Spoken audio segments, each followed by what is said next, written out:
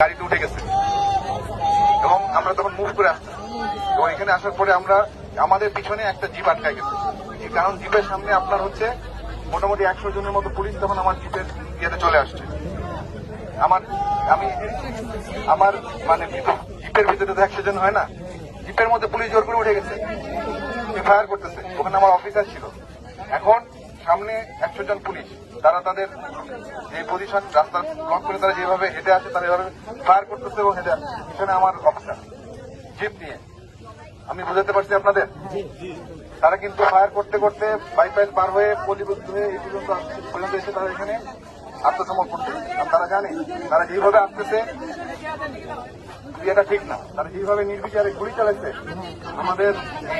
আমাদের নিজেদের সাধারণ ভাই বোন, আমি নিজের চোখে দেখেছি। তো আমি এই জন্য আপনাদের বলতে, আপনারা হয়তো অনেকে ওখানে দেখেন নাই বা দূরে ছিলেন বা অনেক শুনেছেন। আমি যখন ওখানে গেছি আমি দেখছি আমাদের লোকজনের গায়ে যে গুলি লাগছে তারা এসে দেখাচ্ছে, এবং এটা শুধুমাত্র যে আপনার দিয়ে বুলেট ফায়ার করেছে তা না, তারা এখানে মারণাস্ত্র হিসেবে ওটাকে ব্যবহার করেছে।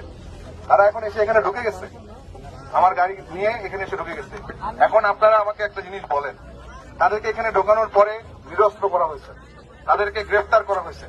এখন তাদের নথিপত্র, নাম, কি কি কোন দায়িত্ব, এই সকল জিনিসপত্র ডকুমেন্টেশন করা হবে। তাদেরকে কিন্তু প্রথম কথা তাদেরকে গ্রেফতার করা হয়েছে। এটা কি ক্লিয়ার আপনারা? আমাদের ডিভিশনের জিওসি মহোদয় বলেছেন তাদের উপযুক্ত বিচার হবে। আপনারা তো সেনাবাহিনীর সাথে এতদিন ছিলেন, আমরা আপনাদের সাথে ছিলাম, আমরা তো গ্রাউন্ডে ছিলাম। দেশের জনগণের যান মালের নিরাপত্তার দায়িত্ব আপনাদের। আমরা একটা অনেক বড় সমস্যার সমাধান করে আজকে এখানে এসে পৌঁছাইছি। এখন আমার কথা শুনেন, এখানে হয়তো আমি এখনো কাউন্ট করতে পারিনি, বা ধরেন এখানে আপনার পুলিশ আছে, তারা তো মানুষ, খারাপ হইলেও তারা মানুষ। এখন আপনি যদি একজন মানুষকে আপনার সঙ্গে সে না হয় একটা অপরাধ করে আসছে, এই জন্য কিন্তু এখন আপনি তাকে নিয়ে এসে আমি এখানে ইয়ে করবো, তাকে আমি এখানে পানিশমেন্ট দেবো? এটা কি সভ্যতার? এটা কোনো সভ্য জাতি ইয়া না।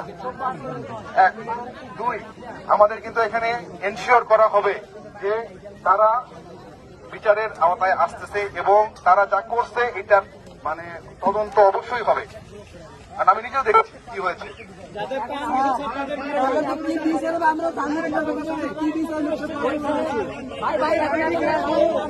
আপনারা সবাই বলবেন না, দাঁড়ান। আপনারা আমাকে একজন করে বলেন যে আপনাদের আর কি জানতে চান।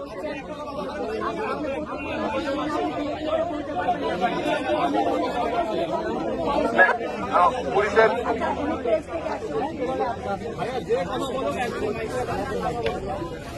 সাংবাদিক